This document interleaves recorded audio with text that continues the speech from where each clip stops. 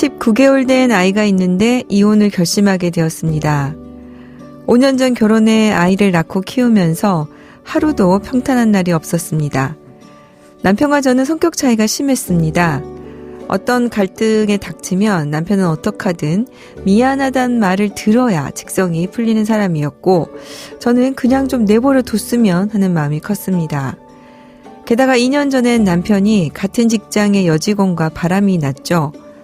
남편 회사에 저와 가까운 친구가 있는데 그 친구 보는 앞에서도 둘이 티나게 연애를 했나 봅니다.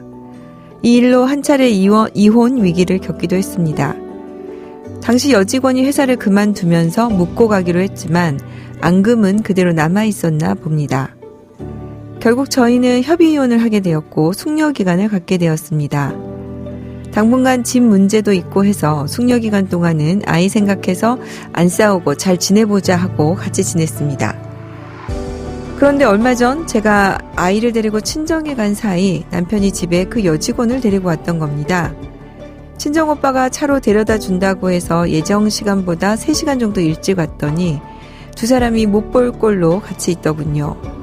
길길이 날뛰었더니 이혼한 사이인데 무슨 상관이냐며 둘이 큰 소리를 치는데 그 자리에서 주저앉아 펑펑 울기만 했습니다.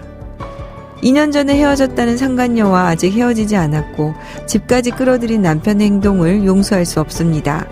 숙려기간엔 부정행위를 해도 상관없는 건가요? 또 상간녀 위자료 소송은 지금 가능한가요?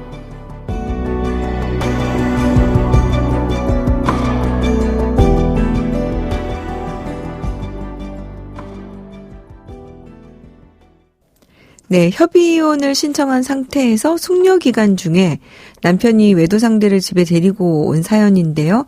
안 변호사님 먼저 숙려기간에 대해서 설명을 좀 해주시겠습니까? 그 협의이혼 절차에 대해서 정하고 있는 거에 이제 민법 제836조의 2인데요. 그 민법 제836조의 2의 제2항, 제3항이 숙려기간에 대한 조항입니다. 일단 협의이혼을 하시려면 법원에 협의이혼 의사 확인 신청을 하셔야 되는데 그 신청하시는 날에 가정법원에서 이혼 안내를 받습니다. 네. 근데 그렇게 이혼 안내를 받은 날로부터 미성년 자녀가 있는 경우에는 이제 3개월의 숙려기간을 갖고 미성년 자녀가 없는 경우에는 1개월의 이혼 숙려기간을 갖도록 이제 법에서 정하고 있는데요. 이렇게 숙려기간을 둔 이유는 협의이혼 신청할 때 법원에서 이혼에 관한 안내를 다시 한번 정확하게 받으니까 그 안내에 따라서 이혼 의사에 대해서도 다시 한번 생각을 해보고 네. 이혼에 수반되는 여러 가지 문제, 이제 특히 미성년 자녀의 친권 및 양육에 대한 문제를 어떻게 해결할 것인가 이 부분을 숙고해서 신중히 결정하도록 하기 위해서 둔 기간이라고 이해하시면 될 것 같습니다. 네. 그런데 이제 이러한 기간인 숙려 기간에 다른 여자를 만났어요. 이 부분을 부정행위로 볼 수 있겠습니까?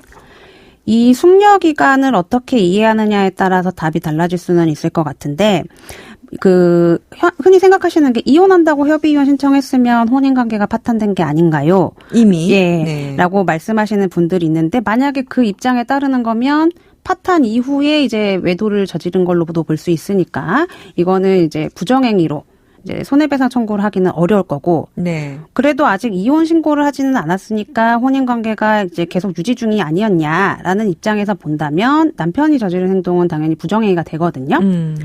근데 지금 최근 판례가 이 부분을 명확하게 해결을 해줬습니다. 네. 일반적으로 부부간 갈등 과정에서 별거 기간 또는 협의이혼 숙려 기간은 혼인관계 유지 등에 관해서 진지한 고민에 시간이 되는 것이고, 그리고 혼인관계 회복을 위한 노력의 시간이 될 수도 있다. 그래서 특별한 사정이 없는 한 협의이혼 숙려 기간 중에 다른 이성과 교제하는 것 역시 부정행위에 해당한다. 라는 판례가 나와서 이제 답은 이제 명확하게 나왔죠. 네. 지금 사연에서도 그 협의이혼 의사 신청을 하기는 했지만 사실은 이 협의이혼 자체가 남편 때문에 이제 벌어졌던 일이었고, 근데 그럼에도 불구하고 숙려 기간에 집에까지 이제 다른 여자를 끌어들여서 네. 이제 부적절한 행위를 가진 이 남편의 행동은 당연히 부정행위라고 볼 수 있겠습니다. 이게 지금 이제 판례 내용을 봐도 특별한 사정이 없는 한 이제 이 기간은 혼인관계에 대해서 회복을 위해 노력을 하는 이런 진지한 고민의 시간으로 보는 건데요. 네. 예외적으로 별거가 그동안 이미 길어서 맞습니다. 사실은 이에 대해서 고민을 하고 있는 기간이라고 보기 어려운 이런 특별한 사정, 이 부분이 있지 않는 한은 원칙적으로 이 기간 중에 있는 행위도 부정행위에 해당한다. 이제 이렇게 해석을 하면 되겠죠. 네, 그렇습니다. 네. 또 궁금한 게요. 지금 이 집에는 현재 아내와 아이가 같이 있는 집이잖아요. 네. 그런데 이때 지금 다른 여성을 데리고 왔어요. 이게 지금 형사적으로 주거 침입에 해당한다 이렇게 볼 여지는 없을까요? 예전에는 이 부분을 주거 침입으로 처벌을 하기는 했었습니다. 근데 네. 이제 전원합의체 판결이 나왔죠. 대법원은 일단 외부인, 여기 사연에서는 이제 상간을 저지른 상대방이 될 거고, 외부인이 공동거주자의 일부가 부재 중에 주거 내에 현재하는 거주자의 현실적인 승낙을 받아서, 즉 남편의 승낙을 받아서 통상적인 출입 방법에 따라 공동주거에 들어간 경우라면 침입행위라고 하면은 흔히 이제 문을 손괴를 한다던가 이런 부분인데 그게 아니라 정상적인 방법으로 출입을 했다면 그것이 부재 중인 다른 거주자, 여기서는 사연자가 될 거고요.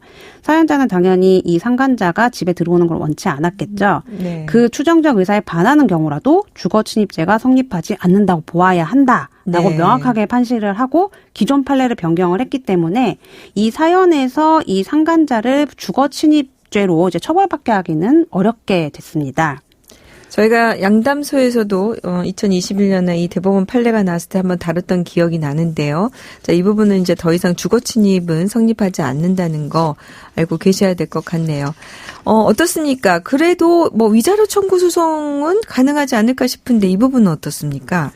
제3자도 타인의 부부공동생활에 개입해서 그 부부공동생활의 파탄을 초래하는 등 부부공동생활을 방해한 경우에는 우리 판례는 명백하게 이를 불법행위로 보고 손해배상을 하게끔 이제 하고 있습니다. 지금 판결에 비춰서 사연을 봐도 상간자는 사연자의 남편과 부정행위를 함으로써 결국은 협의이혼을 하게끔 만들었잖아요. 네. 그래서 결국은 혼인관계를 더 이상 유지할 수 없도록 방해하고 그 사연자의 남편에 대한 권리를 침해해서 정신적 고통을 주었기 때문에 이 건도 명백하게 민법상 불법 행위를 구성을 합니다. 네. 근데 이제 불법 행위가 나왔을 때 주의해야 될 점은 소멸시효거든요. 민법 제766조가 불법 행위로 인한 손해배상 청구권의 소멸시효 에 대해서 정하고 있는데 제1항에 따르면 그 불법 행위로 인한 손해배상의 청구권은 피해자, 여기서는 이제 아내, 사연자가 될 거고요. 피해자나 그 법정 대리인이 그 손해 및 가해자를 안 날로부터 3년간 이를 행사하지 않으면 시효로 인하여 소멸한다고 정하고 있어요. 네. 근데 지금 사연 보면 아내가 맨 처음에 남편과 상간녀의 부정행위 사실을 알게 된 때로부터 벌써 2년이 지났거든요. 빨리 하셔야 됩니다. 예, 네. 지금 소멸시효로 손해배상 청구권이 소멸하기 전에 지금이라도 빨리 소재기를 하시고 이제 그 손해를 배상을 받으셔야 될 것 같습니다. 그래서 만약에 이제 3년의 시간이 지났다 하더라도 지금 이번 사건의 부정행위도 사실은 문제 삼을 수 있는 거잖아요. 네. 이 계속적 불법행위는 불법행위가 있을 때마다 손해배상 청구권이 발생을 하거든요.